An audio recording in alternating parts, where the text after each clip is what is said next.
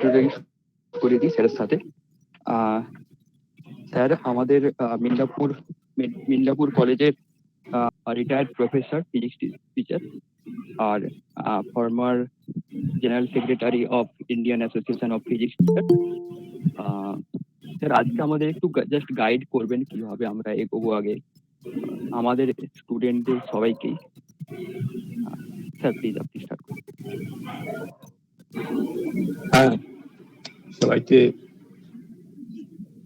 নমস্কার জানাচ্ছি, প্রীতি শুভেচ্ছা জানাচ্ছি। হ্যাঁ, আচ্ছা, আজকে গাইড করার ব্যাপারটা ওঠে না, আমি আমার অভিজ্ঞতা কিছু বলতে পারি, যেগুলো যদি আপনাদের কাজে লাগে তাহলে ভালো লাগবে। এই পর্যন্ত আর কি। আসলে আমি আমাকে শোনা যাচ্ছে তো? হ্যালো? হ্যাঁ স্যার, শোনা যাচ্ছে। ঠিক আছে। আসলে এই মানে প্যান্ডেমিক পিরিয়ডেও আর কি, করোনার সময়ও মানে সবটাই নেগেটিভ নয়। শুধু করোনাই পজিটিভ, বাদ বাকি সব নেগেটিভ, এটা ঠিক না। এটা অর্থাৎ আমরা মানে এই সময় অনেক কাজ করতে পারি, ইনফ্যাক্ট যেগুলো আগে করার সুযোগ থাকে না। যেমন এই যে মিটিংটা, আমাকে কি বলে সৌমিত্র জাস্ট 10 মিনিট আগে বললো যে মিটিংটা হবে, তাই না? আমি জয়েন করে ফেললাম। ঠিক আছে, এটা আগে নিশ্চয়ই সম্ভব হতো না। কোন একটা জায়গাতে মিটিং হবে আমার বাড়ি থেকে 10-15 কিলোমিটার কি 100 মিটার দূরে, আমি জয়েন করি, এটা হয় না। তো কাজে এটা আমাদের অনেক ফ্লেক্সিবল হয়ে গেছে, অনেক ইজি হয়ে গেছে। পরস্পরের সঙ্গে যোগাযোগটা ঠিক সত্যি অতটা দূর নয়, আগে যতটা দূর ছিল। এটা কিন্তু খেয়াল রাখতে হবে। আর পড়াশোনা কিন্তু সত্যি মানে আমরা যদি চাই তাহলে অনেকটাই করতে পারি, সবটা না অনেকটাই করতে পারি, এটাও ঠিক কথা। আমরা একটা কথা বলি বটে, কিন্তু মানে অফলাইন ক্লাস আর অনলাইন ক্লাসের মধ্যে নিশ্চয়ই অনেক পার্থক্য রয়েছে। দুধের স্বাদ ঘোলে মেটে না। হ্যাঁ, তবে এই ঘোলও তো অনেক কার্যকরী হয় না। গরমের দেশে আমাদের ঘোল কাজে লাগে। তো কাজেই আমি যে কথাগুলো বলবো সেগুলো যদি আপনাদের কাজে লাগে তাহলে ভালো। আমি আমার কথাগুলো বলি। গত 1 বছরে আমরা কিন্তু মানে অনেকগুলো কাজ করেছি। আমি মূলত কাজ করি মানে কি করে ফিজিক্স এক্সপেরিমেন্টকে বা সায়েন্স এক্সপেরিমেন্টকে পপুলারাইজ করা যায়। তো গত ইয়েতে মানে ফার্স্ট ওয়েভের সময় আর কি, গত জুন জুলাই মাস নাগাদ আমরা একটা মাথায় এলো হঠাৎই, সেটা হচ্ছে যে এই বিএসসি ছেলেদের নিয়ে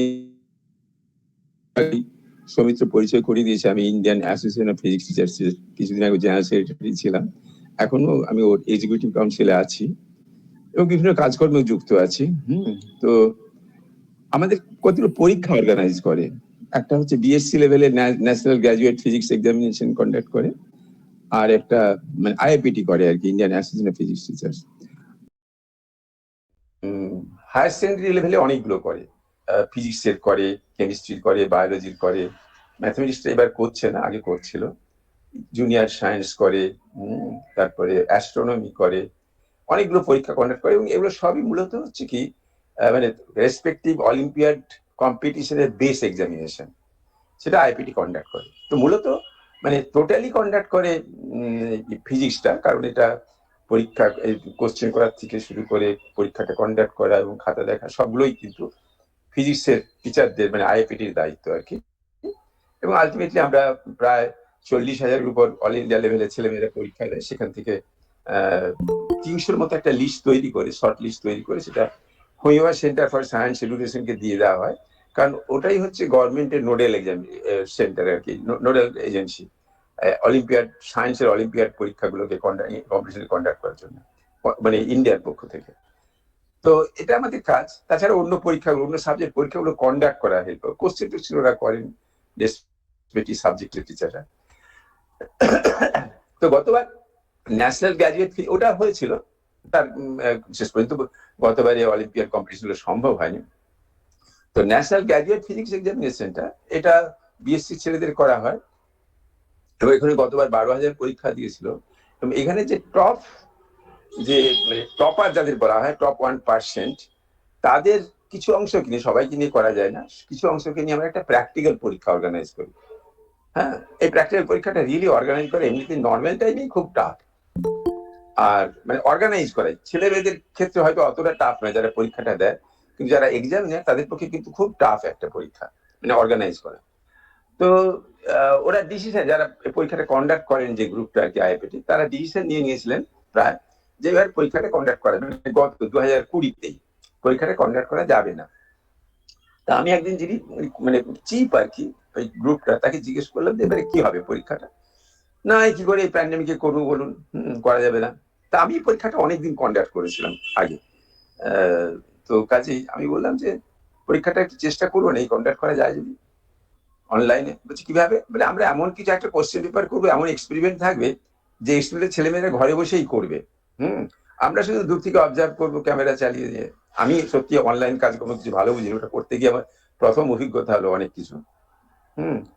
তারপরে উনি আমাকে উৎসাহ দেবে যে হ্যাঁ যদি পারেন তাহলে খুব ভালো হয়। কারণ ওই পরীক্ষাটা, এই যে মানে প্র্যাকটিক্যাল পরীক্ষাটা এবং থিওরি পরীক্ষা দুটোর উপর ভিত্তি করে আমরা বেশ কিছু ছেলেকে স্কলারশিপ দিই। কাজে সেবারে স্কলারশিপ দেওয়াটা নিয়ে একটু সমস্যা হয়ে যাচ্ছে, বলছে পরীক্ষাটা নিলে আমরা স্কলারশিপ দিতে পারবো।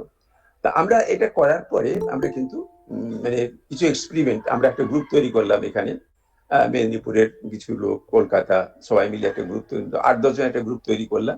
কোশ্চেন গুলো আমরা সাজেস্ট করলাম, এক্সপেরিমেন্ট গুলো করলাম নিজেরা করে, একটা কোশ্চেন পেপার তৈরি করলাম। তৈরি করে ওদের বললাম যে চিফ আর কি, যে আমরা কোশ্চেন পেপার একটা তৈরি করেছি, এবার আপনি কিন্তু একটা অল ইন্ডিয়া গ্রুপ তৈরি করুন, তাদের কাছে কোশ্চেন পেপার পাঠাবো, ওরা বলে দিক যে কোশ্চেনটা ঠিক আছে কিনা। কারণ ন্যাচারালি আমরা করেছি একটা জায়গার লোকজন করেছি, তারা হয়তো ঠিকঠাক নাও করে থাকতে পারি। তো কাজেই অন্যরা সেটা দেখে ঠিক করবেন যে কোশ্চেনটা ঠিক হয়েছে কিনা। মানে কোশ্চেন ঠিক হয়েছে দুটো ব্যাপার, একটা হচ্ছে এটা যে এই ধরনের পরীক্ষার যে স্ট্যান্ডার্ডটা হওয়া উচিত সেটা হয়েছে কিনা। কারণ মানে পরীক্ষাটা নেওয়া হবে কাদের, অল ইন্ডিয়া লেভেলে প্রায় 12,000 ছেলে মেয়ে পরীক্ষা দিয়েছিল ইউজি লেভেলে, এবং তাদের মধ্যে থেকে 27 জনকে সিলেক্ট করা হয়েছে আউট অফ 12,000। কাজে ন্যাচারালি সেই 27 জন তো খুবই জুয়েল বলা যেতে পারে আর কি। তো কাজেই তাদের উপযোগী একটা পরীক্ষা হচ্ছে এটা ভাবতে হবে। তো যাই হোক, আমরা কোশ্চেন পেপারটা পাঠিয়ে দেওয়ার পরে ওরা একটা গ্রুপ তৈরিও করলেন, এবং তারপরে সিদ্ধান্ত নিলেন না ঠিক আছে এই পরীক্ষাটা নেওয়া যায়। আমাদের মানে মোটামুটি যে লেভেলে যে স্ট্যান্ডার্ডের কথা ভাবি সেই স্ট্যান্ডার্ডটা মিট করছে। তারপরে পরীক্ষাটা আমরা নিলাম, আমরা পরীক্ষাটা কন্ডাক্ট করলাম। 27 জনের 27 জনকে মোট 9টা গ্রুপে ভাগ করে নিয়েছিলাম, 3 জন করে একটা করে গ্রুপ। আর সেই প্রত্যেক গ্রুপে একজন করে টিচার ছিলেন, তিনি আমরা ইনস্ট্রাকশন দিয়েছিলাম যে তোমরা কিন্তু ক্যামেরা সবসময় অন করে রাখবে, এবং আমরা যখন খুশি দেখতে পারবো তোমরা কি করছো, কিভাবে এক্সপেরিমেন্টটা করছো। এবং ফাইনালি খুব ভালো পরীক্ষাটা হয়েছিল। মানে প্রায় 8 ঘন্টা পরীক্ষাটা চলেছিল। 7টার সময় আমরা শুরু করেছিলাম, সকাল 7টায়। তারপরে পরীক্ষা 7টার সময় বলেছিল 7টার সময় কোশ্চেনটা দিয়ে দেবো, আপলোড করা থাকবে, তোমরা ডাউনলোড করে কোশ্চেনটা দেখবে, পড়বে, এবং আমরা তারপরে 7:45 নাগাদ আমরা ভিডিও করে দেখিয়ে দেবো কিভাবে কাজগুলো করতে হবে, আমাদের দিক থেকে করে দেবো। এবং সেই ভিডিওগুলো তোমাদের কাছে থাকবে, তোমরা দেখে নিতে প্রয়োজন হবে। এই 1 ঘন্টার সময়টা ছিল এরকম ভাবে, ওরা কোশ্চেনটা করবে, মানে যদি কোনো কনফিউশন থাকে তাহলে আমাদের জিজ্ঞেস করে নেবে, এবং আমরা যেভাবে কাজটা করেছি সেই ভিডিওটা লোড করে যাতে এই অ্যারেঞ্জমেন্ট করতে সুবিধা হয়। এবং আগেই আমরা যন্ত্রপাতি পাঠিয়ে দিয়েছিলাম, পাঠানোর দরকার ছিল না, এমনই যন্ত্রপাতি যে একটা স্কেল, যেমন 30 সেন্টিমিটার মিটার স্কেল লাগবে, তো সেটা নিশ্চয়ই সবাই জোগাড় করতে পারে। কিন্তু ও বললো না এগুলো পাঠিয়ে দেওয়া ভালো, কারণ খুব কন্টেনমেন্ট জোন এমন আছে যেখানে পাবে না। তারপর অসুবিধাটা হলো কি, আমাদের এখানেই অসুবিধাটা হয়ে গেল। প্রায় অল ইন্ডিয়া লেভেলে 27, রাজস্থান আছে, গুয়াহাটি আছে, দেরাদুন আছে, এরকম করে বিভিন্ন শহরে আছে, কিন্তু কলকাতা শহরই সবচেয়ে বেশি ছিল, প্রায় 10-12 জন। তাদের মধ্যে 4-5 জনকে আমরা পাঠাতে পারলাম না, স্পিড পোস্টেই পাঠিয়েছিলাম, কেউ পাঠাতে পারলাম না। তার কারণ তাদের এরিয়াগুলো কন্টেনমেন্ট জোনের মধ্যে পড়ে গেছিল সেই সময়টা। তখন তাদেরকে বললাম যে তোমরা এটা করতে পারবে কিনা এই কালেক্ট করে, বলে হ্যাঁ হ্যাঁ আমরা করতে পারি। এবং স্যার কালেক্ট করে করেছিল বাজার থেকে, একটা 30 সেন্টিমিটার একটা স্কেল লাগবে, একটা ওয়েট লাগবে, ইত্যাদি কালেক্ট করে নিয়েছিল। এক্সপেরিমেন্টটা খুব ভালো হয়েছিল। মানে এখানেই প্রথম যারা মানে আমাদের এখানে একটা গ্রুপ ছিল আর কি টিচারদের মধ্যে, যে অনলাইন কাজটা খুব ভালো করতো। একজন আমাদের কাঁথি কলেজের একজন অধ্যাপক, আর একজন ইয়েতে শিবপুরের Indian Institute of Engineering Science and Technology, এরা দুজনেই কিন্তু খুব ভালোভাবে অল ইন্ডিয়া প্ল্যাটফর্মটা খুব কন্ট্রোল করেছিল, খুব সুন্দর কন্ট্রোল করেছিল। তো কাজেই এটা সাকসেসফুল হওয়ার পরে আমরা আরো দুটো কাজ করেছিলাম। একটা হচ্ছে যে আমাদের প্রতি জুন মাসে একটা প্রোগ্রাম হয়, সেটা কলকাতাতেই হয়, শিখে মহিবার summer workshop in experimental physics. তো সেবারে এটা বাতিল করে দেওয়ার কথা হয়েছিল। তার কারণটা হচ্ছে এটা কি যে এই হবে না, আমরা যদিও বলেছিলাম যে করা যেতে পারে, তবুও আমার কথাবার্তা খুব একটা মানে পায়নি আর কি, ওদের মানে কনফিডেন্স পায়নি আমার কথাতে। যখন আমরা এই এনজেপি পার্ট সি মানে এক্সপেরিমেন্টের পরীক্ষাটা কমপ্লিট করে ফেললাম সাকসেসফুলি, এবং আমাদের পত্রিকাতে বেরিয়ে গেল যে খুব ভালো পরীক্ষা হয়েছে। যারা বিদ্বজ্জন তারাও খুব প্রশংসা করলো যে এরকম পরীক্ষা তো কখনো কেউ নিতে পারেনি। তো যাই হোক, তখন ওরা একটু কনফিউজ হয়েছে তাহলে বোধহয় করা যাবে। তখন ডিসেম্বর মাসে আমরা এটা করেছিলাম। মানে ওটা ওই ওয়ার্কশপটা করার তুলনায় সোজা, তার কারণ ওটা তো পরীক্ষা না। আমরা কিছু এক্সপেরিমেন্ট এবং সেগুলো কিছু সফটওয়্যার বেশ কিছু এক্সপেরিমেন্ট, কারণ ওয়ার্কশপটা তো আরো খুব ভালো ছেলেদের জন্য, একদম সিলেক্টেড ভালো ছেলে, যেটা UG11-এ, কিন্তু সেখানে আমরা ওটাও ভালো উতরে গেল। ঠিক তখনই আমরা আগের থেকে শুরু করেছিলাম, সেটা হচ্ছে যে অক্টোবর থেকে আমরা শুরু করেছিলাম যে অনলাইনে ক্লাস 11-12 এর ছেলেদের একটা প্র্যাকটিক্যাল কম্পিটিশন করবো, প্র্যাকটিক্যাল ফিজিক্সের। আমরা কাজটা এরকম করেছিলাম, আমরা প্রায় গোটা 10 এক্সপেরিমেন্ট, যেগুলো খুব সিম্পল এক্সপেরিমেন্ট, সেগুলো টাস্ক হিসেবে দিলাম ওদের। হ্যাঁ, যে টাস্ক যেগুলো যে কাজগুলো ওরা বাড়িতে বসে করতে পারবে, এবং রেজিস্ট্রেশনটা হয়েছিল টিচারদের থ্রু দিয়ে, এবং টিচারদের থ্রু দিয়ে আমরা টাস্ক গুলো দিয়েছিলাম, এবং টিচাররা সেটা পুরোপুরি ওদের মানে অ্যাডমিনিস্টার করেছেন, সুপারভাইজ করেছেন, এবং আলটিমেটলি পরীক্ষাটাতে পার্টিসিপেট করাতে পেরেছেন। তো এইরকম প্রায় 500 জন স্টুডেন্ট আমাদের ইনিশিয়ালি রেজিস্ট্রেশন করেছিল, কিন্তু সবাই নানা কারণে, কেউ হয়তো ব্যাপারটা বুঝতে পারেনি, কারো হয়তো সময় ছিল না, কারো ইন্টারনেট ছিল না, কারো ডিভাইস ছিল না ইত্যাদি, বা কারো ইলেকট্রিসিটি ছিল না। এই সব মিলে শেষ পর্যন্ত 150 জনের মতো ছেলে মেয়ে কিন্তু পরীক্ষাটা কমপ্লিট করেছিল। দুটো স্টেজে দিয়েছিলাম, একটা এই ধরনের প্র্যাকটিক্যাল পরীক্ষা। প্র্যাকটিক্যাল পরীক্ষা নেওয়ার সময় আমরা যে 10টা এক্সপেরিমেন্ট ওদের দিয়েছিলাম, যেগুলো করার, সেখান থেকেই আমরা কিছু এক্সপেরিমেন্টকে নিয়ে একটা কোশ্চেন পেপার তৈরি করেছিলাম, যেগুলো ওরা করেছিল, এবং তার মধ্যে 20 জন খুব ভালো করেছিল। এদের আমরা একটা মানে ল্যাবরেটরি ফিজিক্স ল্যাব কিট বলে একটা দিয়েছিলাম। তাতে ছিল একটা গ্যালভানোমিটার, টেবিল গ্যালভানোমিটার আর কি, একটা ছোট্ট মাল্টিমিটার, আর কিছু অ্যাক্সেসরিজ, দুটো লেন্স, কনভেক্স লেন্স, একটা কনকেভ লেন্স, একটা প্রিজম। এইসব দিয়ে ওদের আমরা বলেছিলাম যে কি কি কাজ করতে হবে। প্রায় এই কটা জিনিস, মানে 11 বেশিরভাগ ছেলে কিন্তু 11-এ ছিল যারা বসেছিল পরীক্ষা, কাজে 12-এ যাতে কিছু ইলেকট্রিসিটি, লাইট এবং হিটের এক্সপেরিমেন্ট করতে পারে, যার জন্য কিছু জিনিসপত্র লাগবে। হিটের এক্সপেরিমেন্ট করতে গেলে অন্তত হায়ার সেকেন্ডারি লেভেলে একটা থার্মোমিটার লাগবে, থার্মোমিটার দিয়েছিলাম, আর একটা কনভেক্স লেন্স, একটা কনকেভ লেন্স, একটা প্রিজম দিলে অনেক এক্সপেরিমেন্ট করে নেওয়া যায় লাইটে। ঠিক তেমনি গ্যালভানোমিটার, আর একটা মাল্টিমিটার, আর একটা মোবাইল চার্জার দিয়েছিলাম সোর্স হিসেবে, প্লাস কিছু কম্পোনেন্ট আর কি, রেজিস্ট্যান্স, ক্যাপাসিটার, যেগুলো খুবই সস্তা দামের জিনিস বাজারে ছিল নিয়ে, তাও আমাদের দাম পড়ে গেল প্রায় 1,500 টাকার মতো।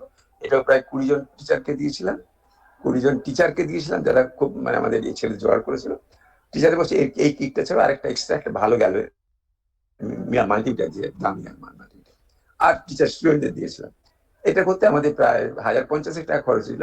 আমরা কিন্তু ওই টাকাটাও জোগাড় করে ফেলেছিলাম। এক ভদ্রলোক আর কি, আমাদের কলেজের প্রাক্তন প্রিন্সিপাল ছিলেন, যখন এরকম একটা মিটিং করছিলাম যে আমরা কি করছি না করছি, উনি আমাদের এই ব্যাপারটা শুনে একটু উত্তেজিত হয়ে গেলেন, তোমরা এতটা ভালো কাজ করছো, এই লেভেলে ফিজিক্সের প্র্যাকটিক্যাল, যেটা ল্যাবরেটরি ছাড়া হয় না, তার পরীক্ষা নিচ্ছ, কম্পিটিশন করতে, হ্যাঁ করছি, তবে আমি কি করতে পারি, তোমাদের কি হেল্প করতে পারি। এই আমার ইতিহাসের লোক।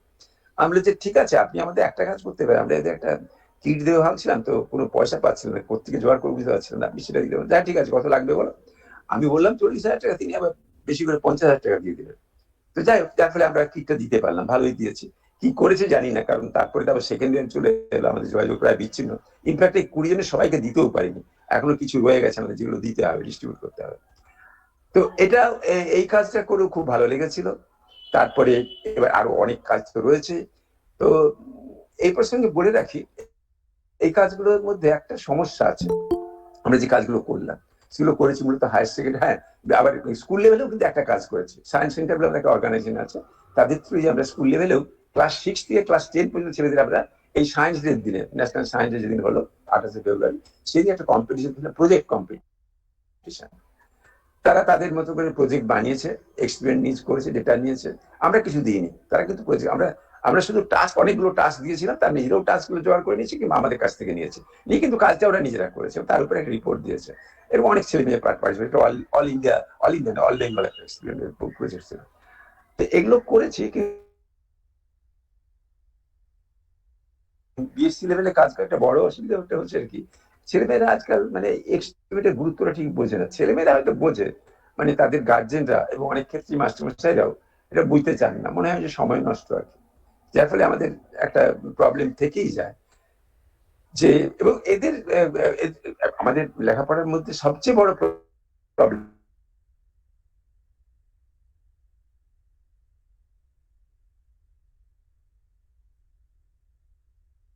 ছোট ছিলাম আমাদের স্কুলের মাস্টার সেটা কিন্তু পড়াতেন, তারা কিন্তু পড়ানোর জন্য পড়াতেন, শেখানোর জন্য পড়াতেন। তারা বলতেন না শুরুতেই যে এইভাবে করবি, উত্তরটা এই ধরনের কোশ্চেন আসবে, এটা পড়ালাম, এর এই উত্তর আসবে, এতে এটা করলে এত নম্বর পাবে, এরকম প্রশ্ন করতেন। তারা বলতেন যে, এবং কোনো সাজেশনও দিতেন না। ফিজিক্স অঙ্ক করছিস ঠিক আছে, ওই সব অঙ্ক করতে হয় প্রথম পা থেকে শেষ পাতা পর্যন্ত, ফাঁকি চলবে না, কিছু সত্যিই চলবে না। তো কারণ আমি 11-এ যদি ফাঁকি দিয়ে চলে যাই, কোনো একটা চ্যাপ্টার না করি, হয়তো সেটা না করলেও কোনো অসুবিধা নেই 2 নম্বর পেতে, 2 নম্বর উত্তর করতে। কিন্তু পরবর্তীকালে আমি যদি ইঞ্জিনিয়ারিং পড়ি বা বিএসসি পড়ি, তাহলে তো আমাকে এবার যে অঙ্কটা লাগবে সেটা তার পরে পরে শুরু হবে। তো ওইটা বাদ দিয়ে ওটাতে নতুন করে পড়া হবে, কিন্তু ওটা না জানলে তো ওটা করতে পারবো না। তো কাজেই আমরা পরে বিএসসি পড়তে গিয়ে বুঝেছিলাম যে যারা এগুলো ফাঁকি দিয়েছিল, আমাদের সময় একটা মানে অর্ধেক পড়াশোনা করলেই কিন্তু বাকি পুরো 200 নম্বরের উত্তর করা যেতে পারতো, দেখেছি আমরা। কিন্তু সেরকম করেও ছিল অনেকে, তারা হয়তো 200-এর মধ্যে 200-ই পেয়েছে।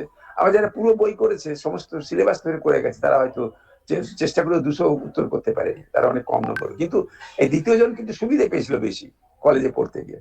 তার কারণ কলেজে তো হায়ার সেকেন্ডারি শেষ করে তারপরে তো বিএসসি শুরু।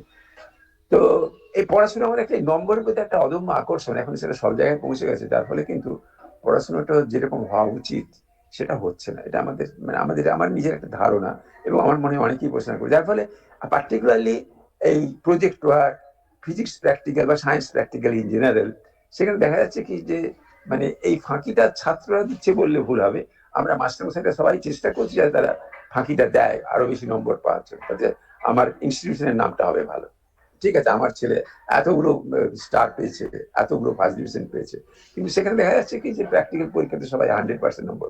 অদ্ভুত একটা মজার প্রশ্ন কিছুদিন আমাকে ফেস করতে হলো। উত্তরপ্রদেশের এক ভদ্রলোক আর কি, মানে আইপিটি লোক, তিনি বলছেন যে এখানে কিন্তু কোনো মানে প্রপোজাল দেওয়া যায় গভর্নমেন্টকে, যে ধরুন ফিজিক্সের থিওরিতে একটি ছেলে 45% পাচ্ছে, প্র্যাকটিক্যালে পাচ্ছে সে 95%, তাহলে ঠিক আছে, পাচ্ছে, কি আর করা যাবে।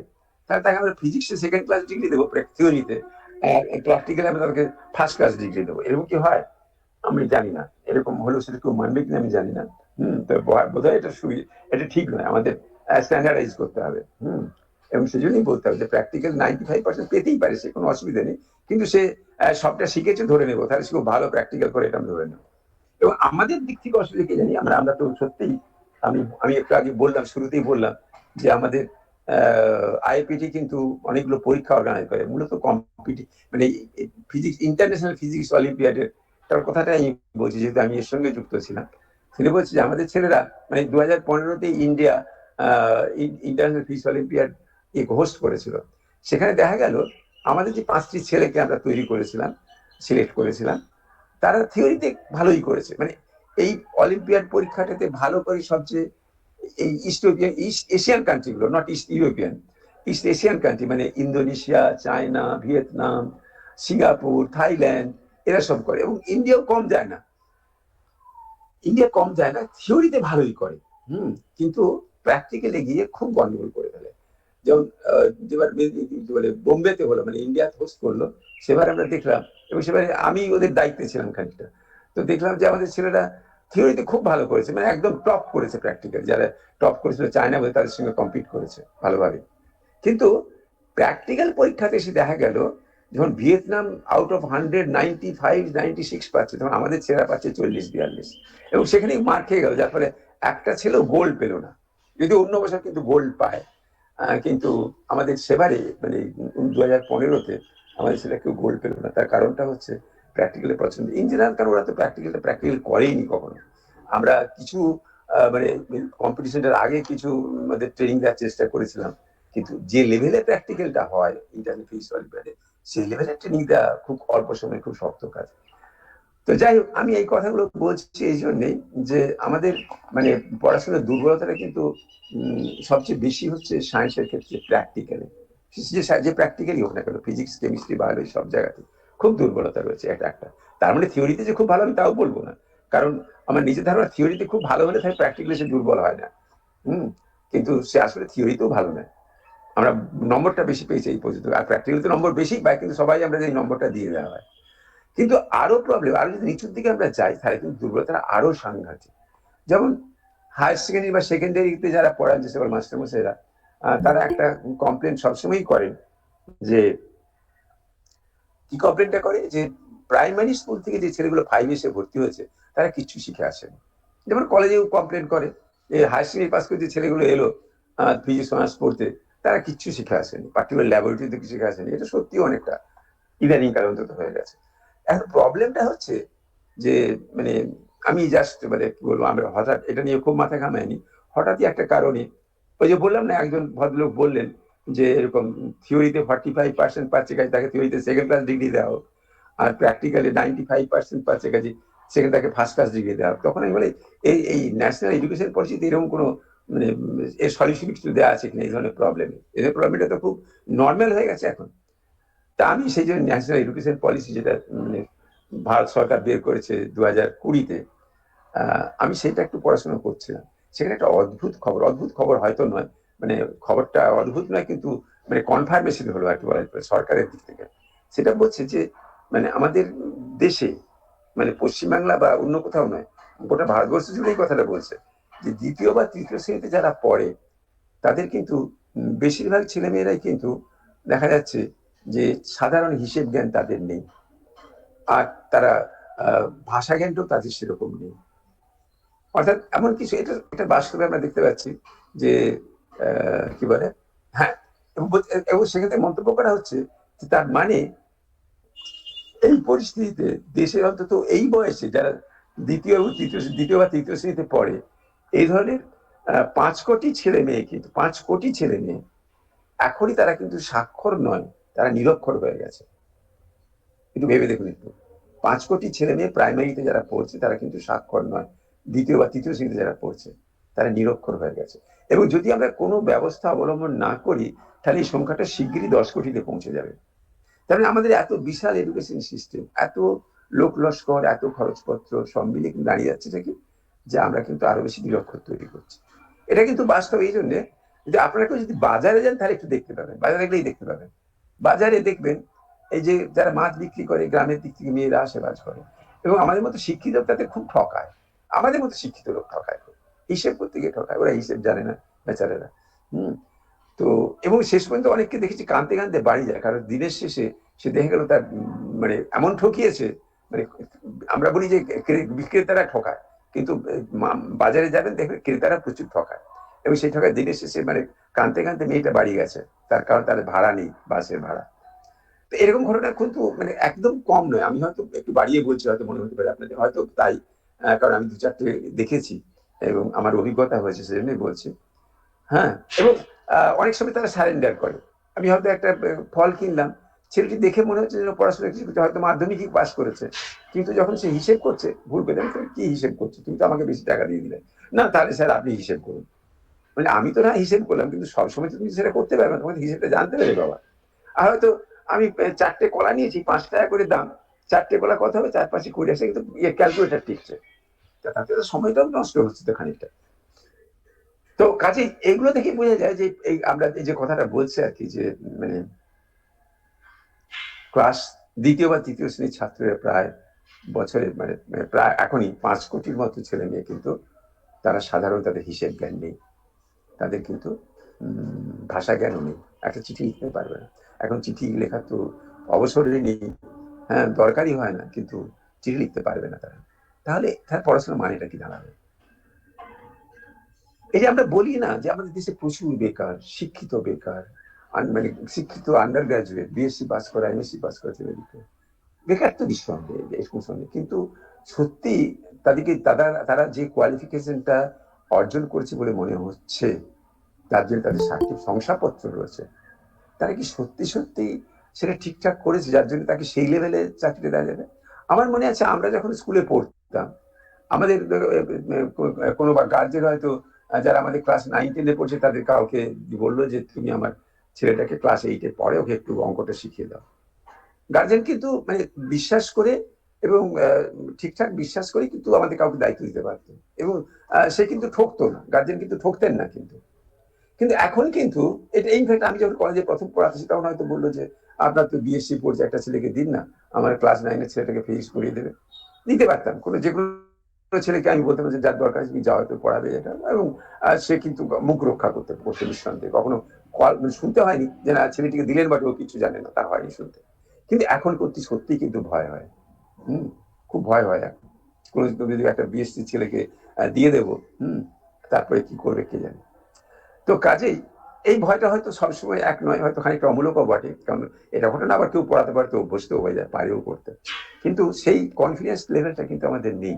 হ্যাঁ, তো বলছি যে নিচুর দিকে যে ক্লাসগুলো সেখানে দুরবস্থা কিন্তু মানে দুরবস্থা সাংঘাতিক। এই জন্য বলছি ক্লাস 5-এ কিন্তু ওই সমস্যাটা কিন্তু সত্যিই খুব প্রকট। যখন হায়ার সেকেন্ডারি বা সেকেন্ডারি স্কুলের টিচাররা বলেন যে ক্লাস 5-এ যারা নতুন ভর্তি হয়েছে ওদের একটা ব্রিজ কোর্স করার দায়িত্ব দরকার, এবং সেটা কিন্তু 100% ঠিক করতে পারলে ভালো হতো। কিন্তু সেখানেও বড় সমস্যা আছে।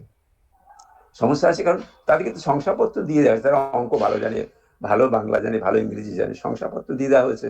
কারণ তাদের গার্জেনরা তারা হয়তো তো অতটা খবর রাখেন না। তারা হচ্ছে মাস্টারমশাইরা, প্রাইমারি স্কুলের মাস্টারমশাই তাদের শংসাপত্র দিয়ে দিয়েছে যেটা ভালো পড়াশোনায়। তাহলে কেন হাই স্কুলের মাস্টারমশাইরা কেন এরকম বলছেন? ওরা বাইরে কথা বলছে, আমার ছেলেমেয়েরা ঠিক ভালোই জানে। তখন কিন্তু হাই স্কুলের মাস্টারমশাই সত্যি চেষ্টা করেও পারেননি যে ব্রিজ কোর্সে, ধরো জানুয়ারি ফেব্রুয়ারি তো খুব ক্লাস একটা স্কুলে হয় না, সরস্বতী পুজোর আগে পর্যন্ত। তাই সেই সময়টা ওরা প্ল্যান করতেন, আমাকে অন্তত দুই স্কুলে বলেছেন, আমি চেষ্টা করেছি এই 5-এর ছেলেদের একটু ইন্টেন্সিভলি শুধু অঙ্ক এবং ইংরেজিটা পড়াবে, একটা প্ল্যান করে আমরা একটা ব্যবস্থা করলাম, কিন্তু ছেলেমেয়েরা আসবে না। তার কারণটা কি? গার্জেনদেরও কিন্তু মোটিভেট করা যায়নি। কিন্তু আমার মনে হয় আমাদের কিন্তু পড়াশোনার সবচেয়ে বড় প্রবলেম হচ্ছে কিন্তু ওই জায়গাটাতে। এবং সেইখানে আমাদের একজন মানে আমার খুব ভালো লাগছে, সৌমিত্র তার সঙ্গে তার আলাপ করিয়ে দিয়েছে, বাঁকুড়ার একজন প্রাইমারি স্কুলের মাস্টার মশাই। তিনি কিন্তু মানে এই অনলাইনে কি করে প্রাইমারি স্কুলের ছেলে মেয়েদের পড়াতে হবে সেটা খুব চিন্তা ভাবনা করছিলেন। ইনফ্যাক্ট তার কাছে আমি খোঁজ নিয়ে জানছিলাম যে সত্যি টিভি ব্যবহার করে আমরা কিছু করতে পারি কিনা। আমরা একটু কাজ শুরু করলাম, কিন্তু টিভিতে যে বিশাল বিনিয়োগ করতে হবে সে অত টাকা আমাদের নেই। তো ও কিন্তু ওই ছেলেটি কিন্তু ওই প্রাইমারি স্কুলের মাস্টারমশাই কিন্তু করেছেন, কিন্তু ওটা মানে এই 1 বছর ধরে চালিয়ে যাচ্ছেন তার মতো করে। কিন্তু হয়তো তার স্যাটিসফ্যাকশন কতটা হয়েছে আমি জানি না, কিন্তু নিশ্চয়ই হয়নি। কারণ মাত্র 1 ঘন্টা মানে একটা টিভি ভাড়া নিয়ে সেখানে এই 4-5টা ক্লাসের জন্য সারা সপ্তাহে কিছু শেখানো। কিন্তু আমি পরে দেখলাম যে যে সুন্দর ভিডিওগুলো উনি তৈরি করেছেন, সে অদ্ভুত। মানে মানে আমি স্পেল বাউন্ড হয়ে গেছি। আমি সৌমিত্রকে দেখেছি, অনেককে দেখেছি, আমি সত্যি অবাক করা কাণ্ড। এবং আমার মনে হয় আমি অন্তত এরকম দেখিনি, হয়তো অন্য জায়গায় থাকতেও পারে, আমার কতটুকু দেখা। কিন্তু মানে ইয়ে সৌম্য যা করেছেন তার তুলনা নেই। ওই ভিডিওগুলো দিয়ে তৈরি করা যায় সে, অর্থাৎ সত্যি সত্যি এই গান করতে করতে যে তাকে বাংলা শেখানো যাবে, বা যখন আঁকতে আঁকতে শেখাচ্ছি তখন যে তাকে ইংরেজি শেখানো যাবে বা অঙ্ক শেখানো যাবে, এ মাথায় আমার ঢোকেনি। কিন্তু ওরা সেই কাজগুলো করেছে, সেই ধরনের ভিডিওই তৈরি করেছে। আঁকাচ্ছে, তাকে বলতো আয় আমরা সবাই মিলে বাঘের মুখোশ তৈরি করি। মুখোশ তৈরি করতে গেলে তাকে কতটা কাগজ দিতে হবে, তার মাপজোক কি হবে, তার ইনস্ট্রাকশন সেট ইংরেজিতে আছে, সেখান থেকে কি করে বাংলায় করে তাকে শেখাতে হবে। অদ্ভুত করেছে কিন্তু। মানে এই যে আমরা যেটাকে ইন্টারডিসিপ্লিনারি টিচিং বলি, তার একটা অদ্ভুত উদাহরণ। এবং ছোট্ট ছোট্ট ভিডিও তৈরি করে সেগুলো আমার মনে হয় বোধহয় 1 ঘন্টা সময়ে ভালোই কাজ করতে পেরেছেন সৌম্য। এবং তার একটা স্যাটিসফ্যাকশন আছে। আমাদের মনে হয় আমরা যদি কিছু করতে চাই তার রোল মডেল বোধহয় সৌম্য হয়ে যাবেন। খুব ভালো কাজ করেছেন। এবং আমি সেই জন্যই সৌমিত্রকে বলেছিলাম যে আমারও মানে ধারণাটা বদলে গেছে। যে আমি আগে ভাবতাম, একটা সময় ভাবতাম যে 11-12 ছেলেগুলোকে পড়াতে হবে, কিন্তু 11-12 ছেলে আমাদের সত্যি কিছু পড়ানো নেই। এই জন্যই বলছি, তার কারণ ওরা ওদের টার্গেটটা ঠিক করে নিয়েছে।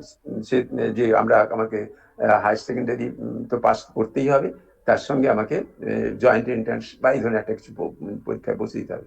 এটা ঘটনা হয়তো যে একটা স্কুল থেকে যদি 50 জন ছেলে মেয়ে জয়েন্ট এন্ট্রান্সে বসে, থেকে হয়তো 5-7 জন পেলেও পেতে পারে, বাকিরা পায়নি। কিন্তু তাদের আমরা কি করব? কিন্তু এই 50 জনই কিন্তু একই দিকে দৌড়চ্ছে। তারা স্কুলের পড়ার উপর জোর দেবে না। আমি যদি এখন আমরা চেষ্টা করেছিলাম অক্টোবর মাসে ক্লাস 11-12 কিছু ক্লাস দিতে, বিখ্যাত বিখ্যাত মাস্টার মশাই, তাদের পড়ানোতে এত প্রচন্ড আগ্রহ আপনি বুঝতে পারবেন না। মানে আমরা শিখছি তাদের কাছ থেকে। যখন আমি ক্লাসটা কন্ডাক্ট করতে যাচ্ছি, মানে অর্গানাইজ করছি, তখন তার পড়ানো দেখে আমি অভিভূত। যে আমি যখন উনি অঙ্ক পড়াচ্ছেন, আমি শিখছি অঙ্ক, আমি এত অঙ্ক ভালো জানতাম না। মানে এত নতুন নতুন পদ্ধতিতে শেখাচ্ছে। কিন্তু দেখা গেল কি আমরা শুরু করেছিলাম বোধহয় 200 জন ছেলে মেয়ে নিয়ে, কিন্তু শেষ পর্যন্ত 10 জন। তো তিনি ছাড়বেন না, বলছে না সুভাষবাবু, ও ওরা 10 জন আছে, ঠিক আছে পড়াবেন, যে 10 জন আছে ঠিক আছে, কিন্তু আজকে 10 জন আছে, কালকে আপনি যখন পড়াবেন তখন অন্য 10 জনকে আপনি পাবেন। প্রবলেমটা হচ্ছে এই জায়গাতে, এই 10 জনই থাকে, এক্স ওয়াই জেড করে 10 জন আছে, সেই 10 জন এক্স ওয়াই জেড পরের দিন আছে, তারপরে তাহলে ঠিক আছে, কোনো প্রবলেম নেই, 10 জনকে নিয়ে আমরা করবো, সেটা তো নয়, তখন আমরা বাদ দিতে বাধ্য হলাম। তো কাজেই এটা কিন্তু হচ্ছে কি, তারা জানে, তাদের জানে যে ভালোই পড়ানো হচ্ছে, কিন্তু তারা জানে এটা পড়লে হয়তো আমার নম্বরটা আসবে না, এটা তার গার্জেন আরো ভালো করে বোঝে, হয়তো তার জয়েন্ট এন্ট্রান্স হবে না, হয়তো হবে না, তাই না? কাজে সেখানে আমরা তো কোনো গ্যারান্টার নই, আমরা কোনো গ্যারান্টি দিতে পারি না, কাজেই তারা সেখানে যাবে, কাজে সেখানে ইনফ্যাক্ট তাদের নতুন করে কিছু শেখানোর নেই, তারা কিন্তু শিখবে। কিন্তু যাদের শেখানোর আছে আমার মনে হয় সেটা আমাদের এই লোয়ার প্রাইমারি আপার প্রাইমারি লেভেলে ধরতে হবে, কারণ আলটিমেটলি কিন্তু এই ল্যাঙ্গুয়েজ এবং অঙ্কের শেখানোটা কিন্তু এখানেই হয়। অর্থাৎ একটা কম বয়সী ছেলে মেয়ে, সে যত মানে সে ইংরেজি, বাংলা, হিন্দি, সে একসঙ্গে কিন্তু অনেকগুলো ল্যাঙ্গুয়েজ সে কিন্তু মানে কমেন্ট করতে পারে। আমি দেখে, আমার অভিজ্ঞতা দেখেছি আমি, মানে ওই কম বয়সে একটা বাচ্চাকে অবশ্যই তার মাতৃভাষা শেখাতেই হবে, তারপর যদি অন্য ভাষা শেখানো যায় মাতৃভাষা, তাহলে সে ধরে ফেলে তাড়াতাড়ি। এমনকি দেখেছি আমি যে আহ, তার মাতৃভাষা হচ্ছে বাংলা, সে কিন্তু ব্যাঙ্গালোর থেকে কন্নড় ভাষাতেও কিন্তু শিখতে পারছে, সে বলতে পারছে, ভালো কথাবার্তা বলতে পারছে, এমন অবস্থা দেখেছি আমি। তো কাজেই এই হচ্ছে আমাদের লেখাপড়ার প্রবলেম, সেখানে কিন্তু মানে আমরা কোথায় জোরটা দেবো, কোথায় সেটা আমাদের ঠিক করতে হবে, সেটা রিসেট করবে। আমার মনে হচ্ছে যে প্রাইমারিতে কিন্তু বোধহয় আমরা যেটা করতে চাই সেটা কিন্তু মানে রিসেপশনটা অনেক ভালো হবে, এবং সেখানে আমরা ভিত্তিটা তৈরি করতে পারবো, এবং সেখানে যদি আমরা কাজটা করতে এমন ভাবে যদি করতে পারি যে অন্তত হাই স্কুলের মাস্টার সেটা বলতে পারবেন না যে না এটা কিছু শিখে আসেন। তো এইরকম মানে আমি, আমার অভিজ্ঞতা অনেক রকমের আছে, তো আমি তো অনেকক্ষণ ধরেই বলে ফেললাম, 8 ঘন্টার উপর হয়ে গেছে, কাজেই এবার আপনারা মন্তব্য করতে পারেন, আপনাদের আর বিরক্ত না করে।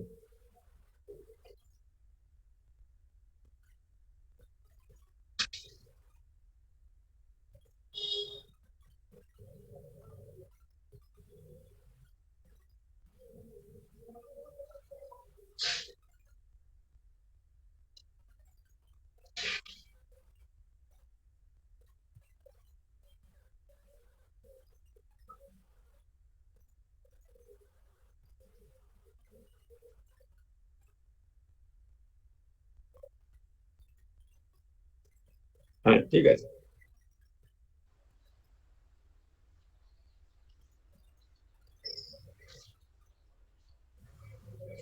আমার মনে হয় আমরা আমাদের মানে, হ্যাঁ, সংগঠনের মাধ্যমে তো একটা নিশ্চয়ই করাই যায়।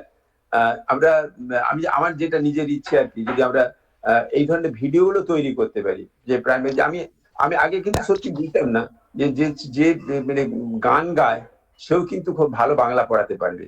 হুম। এটা আমার প্রথম অভিজ্ঞতা হয়েছিল অবশ্য অন্য জায়গাতে, একটা ইয়েতে কি বলে ওই নবোদয় স্কুলে আমাকে একবার ডেকেছিল, তাদের ওই মানে ইভ্যালুয়েশন হয়, টিচারটা কিরকম পড়াচ্ছেন, তাই একজন বাংলা পড়াচ্ছিলেন, সে অদ্ভুত একটা বাংলা মানে কবিতা পড়াচ্ছিলেন ছবির মাধ্যমে, আমার খুব ভালো লেগেছিল। সে এখানেও তাই দেখলাম, এই সৌম্যর ইয়েগুলো দেখেছি আমি, যে বাংলা পড়াচ্ছে। হুম। যে যে ছোট ছোট ভিডিও গুলো তৈরি, সেটা মানে অদ্ভুত এক ইনোভেশন। আমরা মানে সৌমিত, তুমি এদের সঙ্গে কিন্তু এই ভিডিও গুলো একটু শেয়ার করতে পারি, তোমার কাছে থাকে ওই লিঙ্কটা দিয়ে। হ্যাঁ, আমরা কি ওই রকম করে ভিডিও তৈরি করতে পারি না ছোট, কারণ আমরা তো সবাই প্রাইমারি স্কুল পাস করে এসেছি, কাজে আমরা তো জানি আমাদের সমস্যাটা কোথায়, অর্থাৎ যেটা মানে বড় বড় পণ্ডিত জন বলে, যারা শিক্ষাবিদ আর কি বলেন, যারা যে আহ, পড়াটা করতে হবে মানে জয়ফুল লার্নিং, আনন্দদায়ক শিক্ষা, সেটা কিন্তু সত্যিকারের উদাহরণটা কিন্তু আমি সৌম্যের ওই ভিডিওগুলোতে দেখেছি। আমরা অন্তত প্রথম কাজটা করতে পারি কি, যে এই ভিডিওগুলো তৈরি করতে পারি, সবার হাতেই তো স্মার্টফোন আছে, আমরা ছোট ছোট ভিডিও তৈরি করতে অন্তত মানে ভিডিওটার যে থিমটাও তৈরি করতে পারি, তাহলে বোধহয় সৌম্যদের অনেক কাজে লাগবে। কারণ পড়ানোটা তো অনেক ব্যাপক না, আমরা যদি আপার প্রাইমারি ধরি, তাহলে এবারে ক্লাস 1 থেকে ক্লাস 8 8টা মানে ক্লাসের জন্য আমাদের প্রত্যেক বিষয়ের জন্য অনেক আমাদের ভিডিও করা দরকার, ছোট ছোট ভিডিও যদি করতে পারি, কিন্তু প্রথম কাজটা খুব ভালো হবে।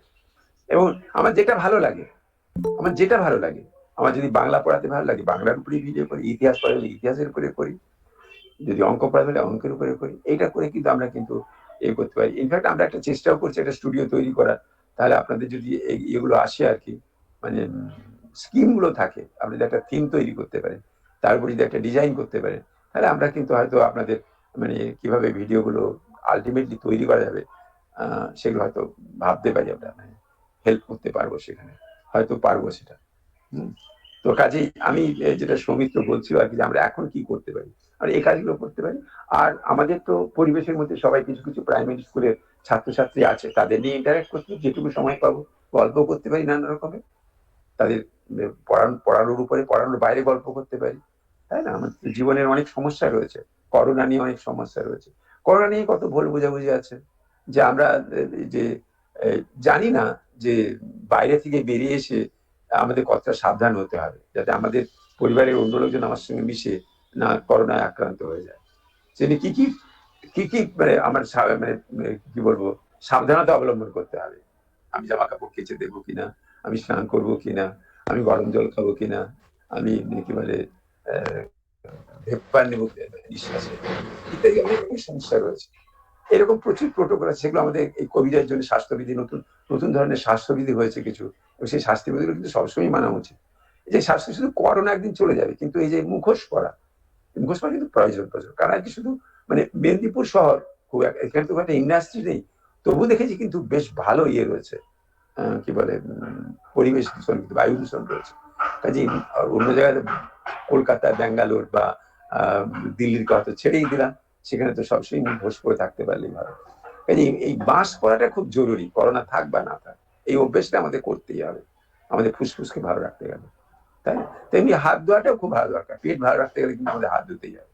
কাজে এই যে নতুন করে করোনা কিন্তু আমাদের এগুলো শিখিয়ে দিচ্ছে, কিন্তু এই অভ্যেসগুলো করোনা এখন, আমি এক বন্ধুকে সেদিন জিজ্ঞেস করছিলাম, দিন নৈহাটি থাকে, যে তোমাদের ওখানে করোনা কিরকম? আরে করোনা একটু কমেছে, কিন্তু তার সঙ্গে সঙ্গে কি জানেন তো, মাছটা তো নাক মুখ ঢেকেছিল, এখন সেটা চিবুকে নেমে গেছে।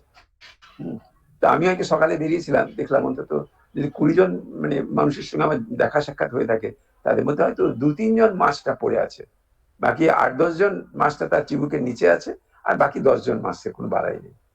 তো এই যদি পরিস্থিতি হয়, তাহলে আমরা নিজেদের কি করে কন্ট্রোল করবো? একের পর এক করোনায় আক্রান্ত করে পরের ঢেউ আসবে আবার, আমরা কন্ট্রোল করতে পারবো না। কাজে এই কাজগুলো কিন্তু আমাদের বাচ্চাদের শিখাতে হয়, সেখানে দরকার আছে। কিন্তু করোনার জন্য নয়, চিরদিনের জন্যই দরকার, এগুলো সব দিনের জন্য। কারণ আমাদের পরিবেশ, আমাদের মানুষের সংখ্যা অনেক বেশি হয়ে গেছে, মানুষের প্রয়োজন অনেক বেশি হয়ে গেছে, যার ফলে আমাদের বায়ু দূষণ হচ্ছে, জল দূষণ হচ্ছে। এই দূষণ থেকে তো বাঁচতে হবে, আমরা চাইলেই আজকে মানে সমস্ত রকমের কয়লা পোড়ানো বন্ধ করে দিতে পারবো না আমরা, তাই না? আমরা বায়ু দূষণ বন্ধ করতে পারবো না, চাইলেই পারবো না, করতে হবে। কিন্তু তার সঙ্গে সঙ্গে আমাদের নিজেদের আশু নিরাপত্তার জন্য কিন্তু মুখোশ পড়তেই হবে। এবং হাতে যেহেতু সবসময় মানে কি বলে, বাতাসের যে পার্টিকুলেট গুলো জমা হচ্ছে, নোংরা হয়ে যাচ্ছে, দেখা যাচ্ছে বাড়ি থেকে যখন হাতটা নিয়ে বেরোলো পরিষ্কার ছিল, ঘরে যখন ঢুকছি তখন কালো হয়ে গেছে। কাজে হাতটাকে ধুতেই হবে স্বাভাবিক, খাওয়ার আগে প্রত্যেকবারই। কাজে এইগুলো আমাদের শিখতে হবে, স্বাস্থ্য শিখতে হবে। আমরা ধরুন এই যে দেখবেন আপনারা প্রত্যেকে, আমি প্রত্যেক বই আপনারাও জানেন যে মধ্যস্থ শিক্ষা পর্ষদ যে বইগুলো বের করে, প্রত্যেকের প্রথম পাতায় থাকে সংবিধানের ভূমিকাটা থাকে, প্রস্তাবনা থাকে। আমরা কিন্তু কেউ পড়িনি, কিন্তু মাস্টারমশাইও পড়েনি, ছাত্রছাত্রীও পড়েনি। কেন? তার কারণ এটা পরীক্ষায় প্রশ্ন আসেনি। পরীক্ষায় প্রশ্ন যখন আসেনি, নম্বর পাওয়ার কোনো প্রশ্ন ওঠে না। নম্বর যখন প্রশ্ন ওঠে না, পাওয়া যাবে না, তখন পরিবার লাভটা কি আছে? কিন্তু এটা খুব আমাদের মানে সামাজিক দূষণ বলেও একটা কথা আছে, সেই সামাজিক দূষণ থেকেও কিন্তু বাঁচার জন্য এটা দরকার আছে। আমরা এমন ধরনের আচরণ করি যে আচরণগুলো আমাদের সংবিধান সম্মত নয়। আমার আচরণটা অন্যের মানে আচরণকে প্রভাবিত করে দেয়, অন্যকে ক্ষতি করে দিতে পারে, তাই না? সেটা কিন্তু কাম্য নয় একটা গণতান্ত্রিক দেশে। কাজে আমাদের এগুলো ভালো করে জানার দরকার আছে। আমি একজন মানে একজন ছাত্র হিসেবে আমার কি কি সমাজের কাছে আমার কি কি পাওনা, আমি সমাজের জন্য বা কি কি করতে পারি, এগুলো দরকার আছে ভাবার। তো কাজেই কিন্তু সেগুলো পড়ানো হয় না, এবং এটা না পড়ানোর মধ্যে দিয়ে আমার মনে হয় যে আমাদের অ্যাটিচিউডটা হয়ে যাচ্ছে শিক্ষার সম্পর্কে। এই শিক্ষার মানেটা কি, শুধু এই ঘটনা আপনারা আমার সঙ্গে এই মুহূর্তে প্রায় 18 জন আছে, মানে আমাকে বাদ দিলে 17 জন আছেন। আর 17 জন আপনারা এটা একটু অ্যানালাইসিস করে দেখবেন তো, আপনি পড়েছেন কিনা, বা আপনার মাস্টারমশাই আপনাকে পড়তে বলেছেন কিনা। কোনো মাস্টারমশাই, আপনি তো স্কুলে যখন পড়ছেন নিশ্চয়ই একটা স্কুলে 25-30 জন মাস্টারমশাই ছিলেন, এবং প্রত্যেক বইতেই প্রথম পাতায়, প্রত্যেক ক্লাসে প্রত্যেক বইতে প্রথম পাতায় মানে কভারের পরেই এটা থাকতো। কোনো মাস্টারমশাই বলেছে এটা পড়ে দেখিস রে, এটা মানেটা কি? কেউ কখনো বলছে এটা একটা প্রজেক্ট কর না, একটা ভাব সম্প্রসারণ কর না, কেউ আমার মনে হয় না। আপনার নিজের একটা স্ট্যাটিস্টিক্স অ্যানালাইসিস করতে, এর পরের দিন আমাকে যদি বলেন যে আমরা এটা করে দেখেছি, যে আমরা এই রেজাল্ট পেলাম। যারা পড়ছে প্রত্যেকে, আপনি অন্তত 10 জন ছেলে মেয়েকে জিজ্ঞেস করুন মানে মাধ্যমিকে যে কোনো ক্লাসে পড়ছে, প্রাইমারিতে, মাধ্যমিকে, তারা এই বিষয়টা ঠিকঠাক করে পড়েছে কিনা, বুঝেছে কিনা, বা পড়ার প্রয়োজন অনুভব করেছে কিনা, তাদের মাসে আপনি একটা কোশ্চেনার তৈরি করে আপনার একটা করুন তো, এটা একটা কাজ পাবে। আমাদের কিন্তু সামনে প্রচুর এই যে প্রজেক্ট আমরা করতে পারি না, যে প্রজেক্ট স্কুলে প্রজেক্ট দেওয়া আছে, প্রজেক্ট করানো হয় না, কেন করানো হয় না? তারপরে কি করানো হবে সেই আইডিয়াটাই আমাদের মধ্যে নেই। আর প্রত্যেকে আমরা ধরুন গ্রামে তো বাস করি, মূলত আমরা গ্রামবাসী, ভারতবাসী প্রায় এখনো 70 75 70 ভাগ মানুষ গ্রামে বাস করে। প্রায় 65% মানুষ কৃষি জীবিকা তাদের। তো কাজেই আমি আমার গ্রামের ম্যাপ আঁকতে পারবো না? একটা ম্যাপ আঁকতে পারবো না আমি আমার গ্রামের? ম্যাপ আঁকতে হলে কি কি জানতে হবে বলুন তো? আমার মানে গ্রামটাকে কিন্তু পরিমাপ করতে হবে, তার পরিসীমা, তার সীমানা নির্ধারণ করতে হবে, তার সীমাগুলো কোথায়, কোন দিকে কি আছে সেটা বলতে হবে। গ্রামের বিভিন্ন জায়গাতে কোথায় পোস্ট অফিস, কোথায় প্রাইমারি স্কুল, কোথায় হাই স্কুল, কোথায় পুকুর, কোথায় মন্দির, কোথায় মসজিদ, এসব আছে বলতে হবে। সেগুলো লোকেশন ঠিক করতে হবে, তার কোঅর্ডিনেট মানে কোঅর্ডিনেট জিওমেট্রি শিখতে হবে, তাকে এক্স অ্যাক্সিস ওয়াই অ্যাক্সিস করে নিতে হবে, মাপ করতে হবে, লম্বায় কতটা, দৈর্ঘ্যে কতটা, বিশাল কাজ একটা। এতে ভূগোল শিখবে, ম্যাপ তৈরি করার, এখানে অঙ্ক শিখবে, আর অনেক কিছু শিখবে, ইতিহাস শিখবে। কারণ এই যে মন্দিরটা আমার গ্রামে আছে, সেই মন্দিরটা কে তৈরি করেছিল, কেন করেছিল, কখন করেছিল, তাই না? মন্দিরটা অনেক পুরানো, দেখা যায় হয়তো মন্দিরটার নামই সেই গ্রাম হয়েছে, শিবগ্রাম কিংবা মনসাতলা, এসব তৈরি হয়েছে। ঠিক আছে? তো কাজে প্রচুর কাজ করার আছে, আপনারা একটু ভেবে দেখবেন। আপনারা ধরুন প্রত্যেকে যে আমাদের সঙ্গে এই মুহূর্তে যে 18 জন আছেন, 17 জন আছেন, 16 জন আছেন, তারা কিন্তু ভাবতে পারেন যে আমরা আমার পাশের বাড়িতে, আমার বাড়িতে যে প্রাইমারি স্কুলে যে ছেলেটা রয়েছে, যে লোয়ার বা পারবে, তাকে নিয়ে আমি কি করতে পারি, তার লেখাপড়ার কথা, এটা নিজের ঘর থেকে শুরু করুন, দেখবেন আপনি প্রচুর কাজ করতে পারছেন। এবং আপনি যাকে পড়াচ্ছেন তাকে যদি বলেন যে তুই তোর বন্ধুর সঙ্গে কিন্তু এগুলো নিয়ে একটু আলোচনা করিস, এটাই একটা কার্যক্রম হতে পারে আমাদের। খুব বেশি দূর যেতে হবে না, আমরা করোনা বাজারে কিন্তু অনেক কাজ করতে পারি। আমরা করেছি, সত্যি সত্যি, একটুও বাড়িয়ে বলছি না। এগুলো আবার মানে আমরা মানে বিভিন্ন জার্নালে পাবলিশও করেছি আমাদের কাজগুলো। ঠিক আছে, দেখুন একতরফা ওয়ান ওয়ে ট্রাফিক হয়ে গেল, তা ঠিক আছে। আপনার যদি সত্যি কিছু করার থাকে তারা করেন, তাহলে আমরা নয় আবার 1 সপ্তাহ পরে মিট করবো যদি চান। সৌমিত্র, আমরা তো কাজ দিলাম, অনেকটা কাজ দিলাম। ঠিক আছে, আমার একটা প্রশ্ন আছে। হ্যাঁ বলুন। আমার নাম রাহুল শেঠ। স্যার নমস্কার, আপনার কথা শুনে আমার খুব ভালো লাগলো। আমি শুধু একটা জিনিস বলছি যে এই যে এখন এই বলছে যে অঙ্ক জিনিসটা তো খুব জরুরি জিনিস, মানে আমাদের প্রতিনিয়ত প্রতি সময় যখনই যেখানে যায় অঙ্কটা জরুরি, কিন্তু অঙ্কের প্রতি অনেকের ভীতি থাকে এবং এখন বলছে ইঞ্জিনিয়ারিং করার জন্য মানে হায়ার স্টাডিজ দরকার নেই। এইটা কি এগুলো আমি জানি না, আমি সত্যি আমি একমত হতে পারি না এই কথাগুলোর সঙ্গে। তারা নিশ্চয়ই আরো অনেক বিজ্ঞজন কেন বলছেন জানি না, কিন্তু আমরা আমার তাতে নিয়ে মাথা ব্যথাও নেই। কিন্তু আমরা অঙ্কটা ক্লাস 5-এর ছেলেরা ক্লাস 5-এর মতো অঙ্ক করতে পারুক, এটা করতে পারলে আমি খুব খুশি হব। হ্যাঁ, এটা কিছু আমি কিন্তু একমত নই, কিন্তু ইঞ্জিনিয়ারিং পড়বে অঙ্ক পড়বে না, it is next to impossible, হয় না। আমাদের সময় মানে আমাদের দেশে যখন মানে বৈদিক যুগের কথা বলছি, যজ্ঞ তৈরি করতে হবে, এই যজ্ঞের বেদি তৈরি করতে হবে, তার মাপযুগ থেকেই কিন্তু অঙ্ক শিখেছিল মানুষ, অঙ্ক সেখান থেকেই শুরু, তাই না? তাই কি করে একটা বেদি তৈরি করতে হবে, এটা ইঞ্জিনিয়ারিং কাজ। ধরুন আপনি একটা কি বলে আমাদের যে যারা কার্পেন্টার, ছুতোর মিস্ত্রি, ওরা কিন্তু কাঠের হিসেব খুব ভালো জানে। হ্যাঁ, আমাদের মতো করে হয়তো ওরা কাঠের হিসেবটা জানে না, কিন্তু আমার মতো করে আমি যদি হিসেবটা করি, মানে পরিমিতি পড়ে আমার যে জ্ঞান হয়েছে, আর উনি যেভাবে শিখে এসেছেন বা ওনার গুরুদের কাছ থেকে যেভাবে শিখেছেন, দেখা যাবে ভুল হচ্ছে না কিন্তু কোথাও, আমি ভেরিফাই করেছি, তাই না? তো কাজেই আমরা এই যে একটা লেখায় পড়ছিলাম যে এমনকি ব্রিটিশরা আসার আগেও কিন্তু আমাদের দেশে কিন্তু নিরক্ষরতার হার এরকম ছিল না, কিন্তু তখন কিন্তু স্বাক্ষর ছিল অনেকেই, এবং তখন তো এডুকেশনটা অলমোস্ট প্রাইভেট ছিল। একজন মাস্টারমশাই, তিনি চন্ডালও হতে পারেন, তার কাছে একজন গার্জেন তার ছেলেকে দিয়ে গেল, বললো যে আপনি পড়াচ্ছেন পড়ান, আপনাকে আমি এই পয়সা দেবো, আপনি যা চাইছেন সেটাও দেবো, কিন্তু আমার ছেলে যেন এই হিসেবগুলো করতে পারে, এই চিঠি যেন লিখতে পারে বাড়িতে একটা, এটা কিন্তু আমি দেখে নেব। নাহলে পয়সা ফেরত দিতে হবে। কথা বুঝতে পারছেন? হ্যাঁ, বুঝতে পেরেছি। আমার ছেলে কিন্তু চিঠি লিখতে, এটা এটা তো এর জন্য কোনো ইভ্যালুয়েশনের সমস্যা নেই তো, যে সত্যি চিঠি লিখতে জানে কিনা। মাস্টার সামনে গার্জিয়ান বললো, লেখ বাবু তুই আমাকে একটা চিঠি লিখতো, তোর পড়ার সমস্যা নেই। মানে আপনারা ভাবতে পারবেন না, এই সময় কিন্তু সত্যি অনেকে লিখতে পারবে না। আপনারা দেখুন এই স্টাডি গুলো অন্তত করুন না। সত্যি একটা ছেলে, মানে ক্লাস 8 এর ছেলে, তার বাবাকে, সে হয়তো হোস্টেলে থাকে কোনো একটা স্কুলে বা কোনো জায়গাতে, তার বাবাকে একটা চিঠি লিখছে কোনো একটা বিশেষ কারণে। চিঠিটা লিখুক, দেখুন চিঠিটা ঠিকঠাক লিখতে পেরেছে কিনা ছেলেটা। বাংলাতে, ইংরেজিতে আমি বলছি না, বাংলাতে যদি ঠিকঠাক লিখতে পারে ইংরেজিতেও লিখতে পারবে। আমি যে কলেজে পড়িয়েছি, মেদিনীপুর কলেজে, সেখানে একজন মানে বাংলার টিচার সবচেয়ে ভালো ইংরেজি জানতেন। কাজে ল্যাঙ্গুয়েজ, একটা মানুষ যদি একটা ভালো ল্যাঙ্গুয়েজ শেখে, সে সব ল্যাঙ্গুয়েজই শিখতে পারবে সে চাইলেই। কিন্তু আমাদের দেশে সেটা হয় না দেখি। আপনি দেখবেন তো, আপনি তো বলছেন তো যে ওরা বলছে যে ইংরেজি, তার কারণ কি জানেন তো? ব্যাপারটা দাঁড়িয়ে গেছে অন্য জায়গায়। আমার যেটা মনে হয় আর কি, যে অঙ্কটা যেহেতু শিখতে পারছে না, কাজে অঙ্কটাকে দূর করে দাও ওখান থেকে। ফিজিক্স পড়বো, আমি অঙ্ক শিখবো না, অদ্ভুত ব্যাপার হয়ে যাবে। এমনকি বায়োলজি পড়তে গেলেও অঙ্ক শিখতে হবে, কোনো উপায় নেই কিছু।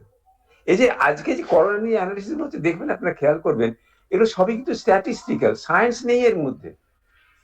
এর মধ্যে কোনো সায়েন্স নেই, সায়েন্সটা বেরোয়নি এখন পর্যন্ত, আবিষ্কারই হয়নি। কিন্তু ওরা নিজেরাই স্বীকার করছে যে করোনার মানে চিকিৎসাটা তারা জানে না। করোনার গলা ব্যথা করছে, গলা ব্যথার ওষুধ দাও, জ্বর হয়েছে, জ্বরের একটা ওষুধ দাও, মাথা ব্যথা করছে, মাথা ব্যথার একটা ওষুধ দাও। এই করে করেই ভালো হচ্ছে 99%, এটাও ঠিক কথা। কিন্তু স্পেসিফিক করোনার কোনো মেডিসিন এখন পর্যন্ত বেরোয়নি। তাহলে করোনার যে প্রবলেমটা, সেই সায়েন্সটাই ঠিক মতো আমরা জানতে পারিনি, আমাদের সায়েন্টিস্ট জানতে পারেনি এখন, এটা ঘটনা। তাহলে কি করে হচ্ছে, কি করে এত সব কাজ করছে? পুরোপুরি ম্যাথমেটিক্স, বেসড অন স্ট্যাটিস্টিক্স। আমি 100 জনকে কোভিশিল্ড দিলাম, দিয়ে দেখলামটা কি, যে 70 জন কিন্তু মানে করোনার উপদ্রব থেকে রেহাই পেয়ে যাচ্ছে, 30 জন পাচ্ছে না। তার জন্য বলছি যে এফিসিয়েন্সি 70%, ঠিক কথা। কাজেই এই 30 জনের কিন্তু প্রবাবিলিটি থেকেই যাচ্ছে একটা, যে সে কিন্তু যদি মাস্ক না পরে থাকে তার কিন্তু কোভিড হয়ে যাবে। এটা কিন্তু সায়েন্স ডিটারমিন করেনি, এটা কিন্তু ম্যাথমেটিক্স করে দিয়েছে। এই যে আপনি দেখবেন, মানে কিছু কিছু কোভিড এর কিছু স্কিম তৈরি করেছে, মানে গ্রুপ তৈরি করেছে, কিন্তু ম্যাথমেটিক্স এর লোকের ভালো কন্ট্রিবিউশন আছে। এখন যারা আবার ডেটা অ্যানালিসিস করতে ভালো কন্ট্রিবিউশন রয়েছে। কাজে অঙ্কটা না শিখে কিছু করা যাবে না, ইতিহাসও পড়া যাবে না।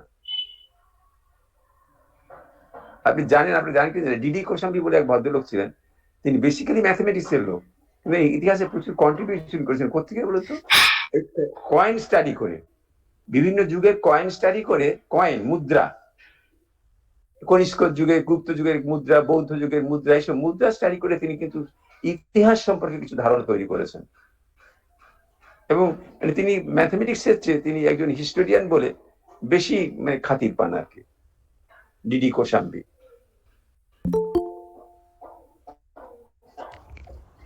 তো কাজেই না, আপনাদের কাছে অনুরোধ করবো, আপনারা এখানে আছেন, এতক্ষণ ধরে আমার বকবকানি শুনেছেন, তারা অন্তত এই প্রবলেম গুলো নিয়ে একটু ওয়াকিবহাল হন, তারই কাজ করতে ইচ্ছে করবে। প্রবলেম গুলো নিয়ে ওয়াকিবহাল হন। আমি তো বলছি। হ্যাঁ, আমার নাম সৌমিক রুদ্র।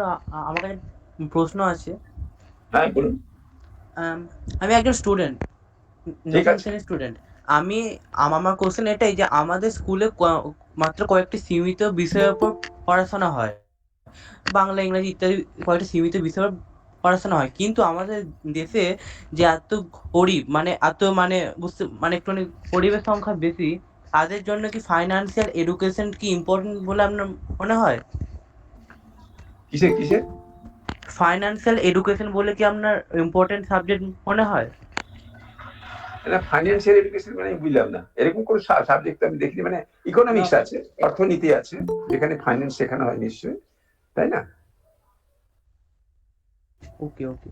কারণ তোমার সমস্যাটা কি বলো না? মানে আমার সমস্যা হচ্ছে, মানে আমার সমস্যা কিছু, মানে এটা আমার কোশ্চেন ছিল আর কি, মানে যে মানে আমাদের মানে কান্ট্রির অবস্থা ইমপ্রুভের জন্য কি এটা ইম্পর্টেন্ট, ওটা জানার ইচ্ছা ছিল।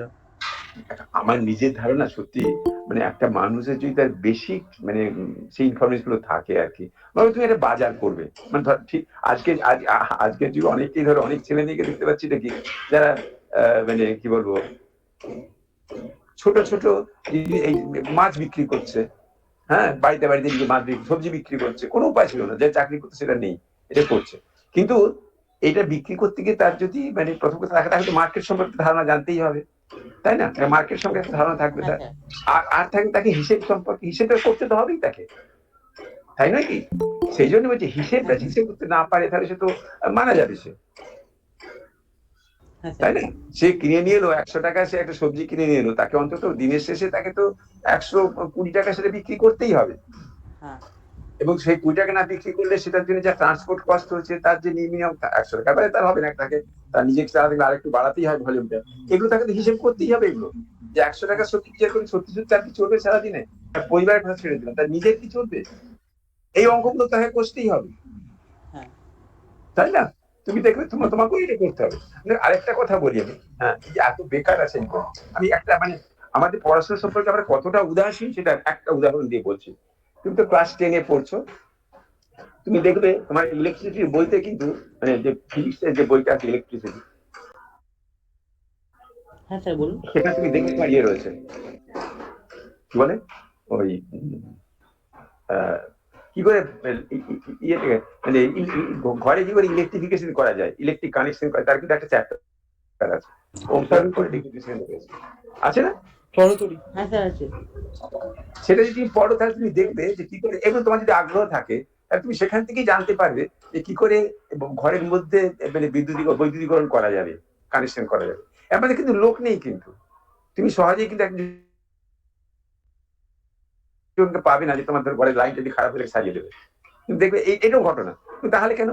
এবং যেটুকু ওই বইতে যেটুকু আছে তার চেয়ে খুব বেশি লাগে না, এবার লাগে এবার তোমার কিছু যারা ভালো কাজ করেন তাদের আন্ডারে কিছুদিন কাজ করা, তাদের জিনিসপত্র বয়ে দেওয়া, সিঁড়ি বয়ে দেওয়া, এই বই তাদের মধ্যে তার সঙ্গে ধরে ধরে কাজ শেখা। বেসিক বিজ্ঞান কিন্তু ওইটুকু যেটুকু তোমার ওই ক্লাস 10-এর বইতে রয়েছে, বুঝতে পারছো তো? কিন্তু এগুলো আমরা শিখি না, শেখাই না, আমরা মনে এগুলো তো অপ্রয়োজনীয়। এবং আরেকটা কথা, তোমরা যে 12-এ পড়বে, ফিজিক্স পড়ে দেখবে 12-এর মানে 11-12-এর দুটো বই আছে এনসিইআরটি পাবলিশ করেছে, দুটো বই ফিজিক্স প্র্যাকটিক্যালের উপরে বই। বইগুলো এত ভালো যে সেগুলোর নাম কেউ শোনেনি, না টিচাররা না ছাত্ররা। টিচাররা নাম না শুনলেন কি করে, ছাত্ররা কি করে নাম শুনবে? আমার কথা বুঝতে পারছো তো? 11-12-এ দুটো বই রয়েছে, প্র্যাকটিক্যাল ফিজিক্সের বই, অন্য সাবজেক্টও নিশ্চয়ই আছে, একটা 11-এর জন্য, একটা 12-এর জন্য। যদি বলে আমি ফিজিক্স পড়াবো না, শুধু এই প্র্যাকটিক্যাল ফিজিক্সের বইগুলো ধরে ধরে ল্যাবরেটরিতে প্র্যাকটিক্যাল গুলো করিয়ে দেবো, তাহলে ওরা যা শিখবে ওরা কিছু করে খেতে পারবে, আমি এইটুকু বলে দিতে পারি। এই সঙ্গে আমি নিঃসন্দেহ যে আমরা সেটা করবো না, কারণ আমরা ওই বইগুলো যা আছে সেটাই আমরা জানি, মাস্টার মশাইরা জানি না, আর যেহেতু মাস্টার মশাই জানে না, ছাত্রছাত্রীরাও জানে না। কথা বুঝতে পারলে তো? এটা হচ্ছে আমাদের, আমরা ইনফরমেশনটা জানি না। শুধু ওইটুকু বলি, ওইটুকু যদি শিখে তাহলে কি করতে পারি তোমাকে বলে দিচ্ছি। আগে তোমরা জানো যে সূর্য থেকে আমরা যে ইলেকট্রিসিটি তৈরি করতে পারি সোলার প্যানেলের সাহায্যে, তার দাম যদি পড়ে 4 টাকা, তার তোমার ধরো ইয়ের থেকে কয়লা পুড়িয়ে পাওয়া যাচ্ছে 14 টাকাতে, বুঝতে পারছো তো? কয়লা থেকে যে ইলেকট্রিসিটি পাই তার 1 ইউনিটের দাম 14 টাকা পড়ছে গড়ে এখন। আর মানে আমরা যারা ছোট কনজিউমার তাদের ক্ষেত্রে কম পড়ে, 6 টাকা 7 টাকা, কিন্তু সব মিলিয়ে বড় বড় কন্ট্রাক্ট ওদের তো অনেক বেশি চার্জ করে, সেই সব মিলিয়ে গড়ে প্রায় 14 টাকায় দাঁড়িয়ে যায়, কিন্তু আমাদের ক্ষেত্রে একটু কম পড়ে, এটা ঠিক কথা। কিন্তু তাও সোলার ইলেকট্রিসিটি, সূর্য থেকে আমরা যে সূর্যের আলো থেকে যেটা তৈরি করতে পারি, ফটো ইলেকট্রিসিটি বলে, তার দাম কিন্তু 3 টাকা 4 টাকা পড়ে যায়। কাজে বুঝতে পারছো, তুমি যদি বলো তোমার ঘরটাতে আর ইয়ে নেবে না, বাইরের ইলেকট্রিক কানেকশন নেবে না, তুমি ইয়ে করবে বা নেবে, ইলেকট্রিক কানেকশন না হলে চলবে না, তুমি ধরো তুমি সোলার প্যানেল লাগিয়ে দিলে, সোলার প্যানেল লাগিয়ে দিলে তুমি সেই ইলেকট্রিসিটিটা কিন্তু সরাসরি গ্রিডেই দিয়ে দেবে, মানে গভর্নমেন্টকে বিক্রি করে দেবে, গভর্নমেন্ট কিন্তু কিনে নেবে সেটা, বুঝতে পারছো তো? হ্যাঁ, তোমার কি হয় বলো তো, তোমার তাহলে ইউনিটটা কত পড়বে? মাত্র 4 টাকা খরচ পড়বে, 14 টাকা তো পড়বে না, 10 টাকা তো পার ইউনিট বেঁচে গেল, বিশাল লাভ একটা। কিন্তু একটা স্কুল কলেজে যা খরচ হয় তাতে বিশাল, এটা বাড়িতে ডোমেস্টিক হয়তো খুব লাভ নেই, কিন্তু এটা একটা বিশাল ব্যবসা হয়ে যাবে। তা তোমার কি শিখতে হবে তাহলে? সোলার প্যানেল তৈরি করতে তোমাকে শিখতে হবে, সেটা সায়েন্টিস্টরা করছে, ইঞ্জিনিয়াররা করছে। তোমাকে যেটা শিখতে হবে সোলার প্যানেলটা কিভাবে ইনস্টল করতে হয়, কিভাবে মেনটেন করতে হয়, এইটুকু শিখবে, কিভাবে রিপেয়ার করতে হয় প্রয়োজনে, এই 3টে জিনিস শিখতে হবে। সেটা কিন্তু একটা ক্লাস 10-এর ছেলেকে ইংলিশে শিখে যাবে, তার বেশি ইঞ্জিনিয়ার হওয়ার দরকার নেই। এবং বুঝতে পারছো কি বিশাল মার্কেটটা, তুমি বুঝতে পারছো তো? গোটা পশ্চিমবাংলা জুড়ে, শুধু পশ্চিমবাংলাতে একটা লোক বেকার থাকবে না, একটা ছেলে। কিন্তু কারো মাথায় সেটা নেই, সে সেটা করতে চায় না। কারণ আমরা হায়ার সেকেন্ডারি ফিজিক্স পড়বো না ঠিক করে নিয়েছি, অঙ্ক তো শিখবো না বললেই দিল রাহুল, তাই না? একটু তো অঙ্ক জানতেই হবে, যোগ বিয়োগ গুণ না জানলে তো হবে না। 5 টাকা একটা করার দাম 4 টাকা হলে 5 টাকা করার দাম 20 টাকা, যদি ক্যালকুলেটর ঠিক থাকে তাহলে খুব মুশকিল, তাহলে কোনো কাজ করা যাবে না। ঠিক আছে, তোমাদের আমরা তো একটা কথা বললাম যে এই সার্ভে গুলো করো, যে তোমার কি বলে নিয়ারেস্ট যারা রয়েছে, ছোট ছোট ভাই বোন আছে, তাদের একটু অঙ্ক পড়াও, একটু ভাষা তোমার মতো করেই পড়া, তুমি যা শিখেছো তাই পড়াও। আর পড়াতে গেলে বলবে তুমি যেন ভুলটা না শেখাও, এটা খেয়াল রাখবে। যা ভুল শিখেছো ভুল নিশ্চয়ই শিখেছো, আমরা অনেকেই ভুল শিখেছি, পরবর্তীকালে সেগুলো আবার কি বলবো কারেকশন করার চেষ্টা করছি। ঠিক আছে, ওকে স্যার। কি সৌমিক ঠিক বললাম? হ্যাঁ স্যার, একদম আচ্ছা আচ্ছা, তাহলে তোমরা এই কাজগুলো করো। এই যে 17 জন 18 জন আছো, তোমরা তোমাদের ক্লাস 5-এ 4-এ 3-এ যে ভাই বোনরা পড়ে, প্রতিবেশী যে ছেলেমেয়েরা পড়ে, তাদের তোমাদের সময় মতো করে তাদের সঙ্গে একটু যোগাযোগ করো, একটু করো, পড়াশোনা করো তাদের সঙ্গে। তাদেরকে বল না যে চল না আমাদের গ্রামের একটা প্রজেক্ট করো, এই গ্রামের ইতিহাসটা কি সেটা একটা জানি, সেটা নিয়ে বাংলায় লিখি, ইংরেজিতে লিখি, তাহলে বাংলা ইংরেজি শেখা হয়ে যাবে, তাই না? একটা কাজ, এই যে অঙ্ক শেখাটা তুমি বলছিলে তুমি সৌমি, যে তুমি ক্লাস 10-এ পড়ো, দেখবে তুমি যে কোনো একটা অঙ্কেরই একটা চ্যাপ্টার তুমি ভালো করে শেখো, দেখবে অন্যগুলো তুমি শিখে ফেলছো নিজে নিজেই। তোমাকে অন্য মাস্টার মশাই লাগবে না, আমার নিজের অভিজ্ঞতা বলছি। অনেক জায়গায় একটি ছেলে আমার কাছে এলো, সে 12-এ পড়ে, তো আমি তাকে এমনি জিজ্ঞেস করতে বললাম যে এই অঙ্কগুলো তুমি করেছো? ও একটা মানে জয়েন্ট ইন্টারেস্ট একটা ফিক্সড প্রবলেম নিয়ে, আমার একটু কিউরিসিটি হলো ওই যে অঙ্ক কি করছে জানার জন্য। তো ফিক্সড প্রবলেমটা কিছু ছিল না, আমি শুধু ফিজিক্সটা একটু বলে দিলাম। হ্যাঁ, বিশাল একটা অঙ্ক, প্রায় 8 পাতা জুড়ে লেখা। তারপরে আমি শুধু এই ভাষাটা একটু বুঝিয়ে দিলাম, ও বললো এবার আমি অঙ্কটা করতে পারবো। সে ফিজিক্সটা সে বোঝে না, অঙ্কটা করবে কি, তাই তো? কিন্তু আমি বলে অঙ্কের কথা জিজ্ঞেস করলাম ওকে, প্রথম দিকে মানে বইয়ের শেষের দিকে যে অঙ্ক চ্যাপ্টার গুলো আছে, মাস্টার এগুলো করতে হবে না, কারণ এগুলো না করলেও তুই কমন পেয়ে যাবি, তোর 200 পেতে কোনো অসুবিধা হবে না। সেটা ভালো, সত্যি 200 পেয়ে যাবে সে। আমি সে তো হ্যাঁ বুঝলাম, কিন্তু তুই ইঞ্জিনিয়ারিং পড়বি ঠিক করেছিস, তাই না? তাহলে এগুলো না পড়লে ইঞ্জিনিয়ারিংটা পড়বি কেউ রে বাবা, তখন তার মাথায় ঢুকেছে তাহলে তাহলে এগুলো করতে হবে। হ্যাঁ তাহলে কর, যে আমি কি করে করবো, আমি তুই করবি না, আমাকে একটু আপনি করিয়ে দেবেন, আমি কিচ্ছু করাবো না, আমি কিচ্ছু বলবো না, তুই শুধু পড়বি, এগুলো পড়ে যে প্রশ্ন বলে উদাহরণে যে অঙ্কগুলো আছে সেগুলো করবি, করতে না পারিস তখন তুই আসবি আমার কাছ থেকে। 3-4টে চ্যাপ্টারের কথা আমি বলে দিলাম, ঠিক 4-5 দিন পরে সে এসে বলে আমি সব করে ফেলেছি, তার কোনো মাস্টার লাগেনি, কারণ সে তো অঙ্ক তো করতে জানি, অঙ্ক করার তার অভ্যেস আছে। সৌমিক তোমাকেও বলছি, তুমি অঙ্ক করো, একটা দুটো চ্যাপ্টার ছিল খুব ভালো করে হাতের কাছে এমনিতেই চলে আসছে, কোনো মাস্টার সেই দরকার নেই। আজকে যদি আমরা যদি পেয়েছি বই ছিল না বেশি, বুঝলে, একটা দুটো বই থাকে, কিন্তু একটা তো প্রচুর বই রয়েছে, তাই না? একটা বই, একটা অঙ্ক যদি কোনো বইতে করা না থাকে সেটা অন্য কোনো বইও করা আছে, আমরা শিখে নিতে পারি, কোনো অসুবিধা নেই। কাজে পড়ার ধারণাটা বদলে দিতে হবে। এই যে কোথায় আমি টিউশনি পড়তে গিয়ে দুটো ব্যাপারটা ঘটে। একে তো বাবার পয়সা নষ্ট হয়, 1 নম্বর। তারপরে তোমাকে যে একটু ভালো নিউট্রিশাস খাবার দেবে সেটা বাবা দিতে পারেন না। 2 নম্বরটা হচ্ছে এটা কি, যে যাকে তুমি টাকাটা দিচ্ছ তিনি ইনকাম ট্যাক্স ফাঁকিয়ে দেন, ঠিক আছে, সরকারের ক্ষতি হয়। 3 নম্বরটা হচ্ছে কি, তোমার নিজের কনফিডেন্সটা থাকে না যে আমি কোনো কিছু নিজে করতে পারবো না, এটা সবচেয়ে বড় ক্ষতিকর। তোমাকে ইনোভেটিভ হতে দেয় না, ক্রিয়েটিভ হতে দেয় না। আমি নিজে করতে পারবো, নিজে সৃষ্টিশীল হবে একটুকু, এই ধারণাটাই হয় না তোমার, তুমি দেখবে। আচ্ছা, আর একটা জিনিস হয়, আমাদেরকে ওখানে গিয়ে ডিপ্রেশনে চলে যায়, তার কারণ কিছু কোশ্চেন জিজ্ঞেস করলে তখন স্যার বলবে এটা জানিস না। এইটা হচ্ছে, এইটা তো স্যারদের, স্যার এইটা জানিস না, স্যারেরা কি সব জানেন নাকি? তুমি এবার স্যারকে পাল্টা প্রশ্ন করবে, স্যার আপনি এটা জানেন, ওই সেই মাঝির গল্প তো জানো, বড় লোক বা একজন বিদ্যান লোক একজন ইয়েতে নৌকোতে উঠেছে, মাঝিকে গল্প করছে, মাঝি এটা জানিস ওটা জানিস, মাঝি তো সত্যি কিছু জানে না, সে দর্শনও জানে না, বিজ্ঞানও জানে না, সে কিছুই জানে না, সে কিন্তু নৌকো চালাতে জানে, সে সাঁতার দিতে জানে। তা ঝড় উঠেছে মাঝ নদীতে যখন নৌকো পাচ্ছে না, ঝড় উঠেছে, তখন মাঝি বলছে যে আপনি বাবু সাঁতার দিতে জানেন তো? বলছে না রে বাবা, সাঁতার তো দিতে যাই না, আর তা তো 16 আনাই দিচ্ছে। ঠিক তেমনি তুমি তোমার মাস্টার আমি তুমি প্রশ্ন করো না, আমি সব উত্তর দিতে পারবো নাকি? আমি তো এত কথা বলছি, আমি আপনাকে এত কথা বলছি, আমি কি তোমার সব প্রশ্ন উত্তর দিতে পারবো? তুমি তো ক্লাস 10-এ পড়ো, আমি তো এমএসসি ছেলেদেরও পড়িয়েছি, পারবো কি? পারবো না, আমি শিওর ভাই পারবো না। তুমি সব প্রশ্ন যদি করো, তুমি সেই রকম, আমরা কোনো মাস্টার মশাই তোমার কোন সব প্রশ্ন উত্তর দিতে পারবো না, এটা নিশ্চিত থাকতে পারো। তুমি তুমি যদি আজকে সেই সত্যেন ঘোষ মেডিকেল সার্কুল ডেকে নিয়ে তারও তোমার সব প্রশ্ন উত্তর দিতে পারবেন না, এটাই স্বাভাবিক। তাহলে তুমি নতুন প্রশ্ন করবে কি করে সব যদি উত্তরই পাওয়া যাবে? আর উত্তর পাওয়াটা জরুরি নয়, উত্তরটা প্রশ্নটা করা, মানে উত্তরটা খোঁজা, প্রশ্নটা তুমি করো, তাই উত্তরটা খুঁজে পাবে। ঠিক আছে, কাজে তুমি কিছু জানো না, এটা ঠিকই তো, জানো না বলেই তুমি এসছো সেখানে, জানো না বলেই তো এখানে দেখা হচ্ছে। তুমি ডিপ্রেশন হবে না ওখানে, তুমি দেখবে তুমি পড়তে পারবে যে কোনো বই। আমি তো বললাম তো, ছেলেটাকে আমি বললাম তোমাকে এগুলো করতে, আমি করিয়ে দেবো না, করে দেবো না, আমার সময় আছে, আমি করে দিতেই পারি, তার তোমার লাভ হবে না। ওই 3 দিন পরে বললাম আমি সব চ্যাপ্টার, যেগুলো বইয়ের শেষের দিকে চ্যাপ্টার, একটু শক্ত চ্যাপ্টারই হয় সাধারণত, সেগুলো কিন্তু আর মাস্টারমশাই যেগুলো করাননি, ও নিজে সেগুলো সব করলো। তাই মাস্টারমশাই ওকে বলে দিতেন যে তুই পারবি, তোকে সব করতে হবে, তাহলে ও করে ফেলত, যেটা আমি বলেছিলাম। আমরা সত্যি মাস্টারমশাই না কিছু পড়াতে পারি না, কিছু শেখাতে পারি না, আমরা শেখানোর একটা আবহাওয়া তৈরি করে দিতে পারি, এটা আমরা করতে পারি। বুঝতে পেরেছো তুমি? হ্যাঁ স্যার। তো কাজে তুমি তো নিজে শিখবেই, এবার তোমার বন্ধু বান্ধবদের একটু শেখাও। হম এই প্রসঙ্গে একটা গল্প বলে নিয়ে শেষ করে দিচ্ছি তোমাদের।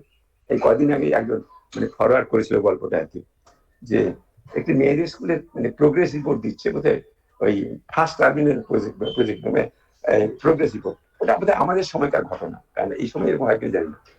যাই হোক, তো উনি বললেন যে ভালো হয়নি, কেউ কেউ খুব খারাপ করেছে ইত্যাদি। তখন যে ফার্স্ট গার্ল আর কি, তার মনে হয় তাকে উদ্দেশ্য করে বলেছে, হ্যাঁ, সে বললো হ্যাঁ ম্যাডাম আমরা এটাতে ওটাতে খারাপ হয়েছে, এই আমার একটু অসুবিধা হয়েছিল। বলছি দেখো সেটা ব্যাপার নয়, আমি খারাপ ওটা বলছি না, আমি বলছি তোমার অনেক বন্ধু রয়েছে বুঝলে তো, তাদের কিন্তু পড়ার ঠিকঠাক সুযোগ নেই, তারা পড়তে পারছে না, তারা খারাপ রেজাল্ট করেছে, এবং শুধু তুমি নিজে ভালো করলে হবে না, ওই বন্ধুও যাতে ভালো হয় সেটা তোমাকে দেখতে হবে। এইটা বলতে ওই মেয়েটির মাথাটা ঘুরে গেল, সত্যি তো। আমি আমারটা কোথায় শুধু ভাবছি, আমার পাশে আমার যে পাশে যে মেয়েটি বসে, তার তো রেজাল্টটা দেখছি না, তার পাশে যে মেয়েটি বসছিল সে 3টে সাবজেক্টে ফেল করেছে। সে কেন ফেল করলো?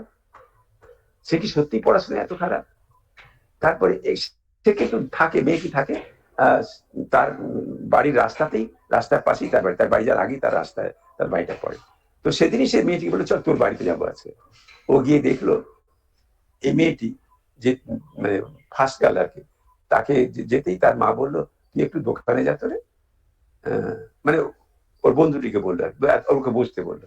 ও বেচারা 2 আনা কি 4 আনা পয়সা দিল, তারপরে গিয়ে কিছু খাবার টাবার কিনে আনলো, ওকে খাওয়ালো, কারণ এক মেয়েটি এসে তাকে একটু তো ইয়ে করতে হবে, অতিথি সৎকার করতে হবে, খাইয়ে টাইয়ে তারপরে ইয়ে করলো, বুঝলো যে একে কত কাজ, তারপরে আরো সংসারে অনেক কাজ তাকে করতে হচ্ছে। এই সেই মেয়েটি বুঝলো যে ফার্স্ট ক্লাস অনেক কাজ করতে হয়, তো পড়াশোনার সময় পায় না।